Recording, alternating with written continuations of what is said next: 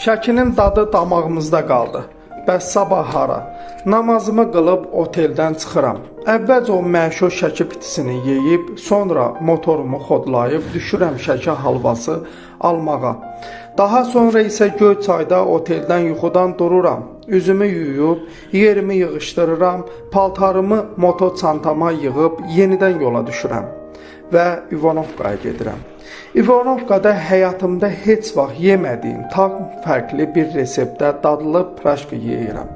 Oradan qalxıram İvanovkanın zirvəsinə. Gözəl gölü, mənzərəsini seyr edirəm. Yolüstü mağazadan ehtiyacları alıb düşürəm yola. Meşəli yollardan keçib çatıram İsmaildəki o məşhur körpüyə. Düzdür, orada biraz qorxuram. Mağazadan aldığım şeyləri namazgahda qəşəngcə yeyib, təzədən düşürəm Lahıcın yoluna. Lahıcın girəcəyində yolda sel keçirdi. Mən isə motomla o çətin şəraitdə oradan keçirəm. İndi isə daxili bir sakitlik tapmaq, şükür etmək vaxtıdır. Dəstəmazımı alıb məscidə daxil oluram, namazımı qılıram.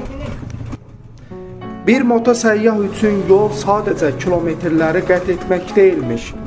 İki təkər üstündə fırtınaya, selə və təhlükəyə meydan oxuyanda anlayırsan ki, hər çətin yol insanı əslində öz içinə aparır.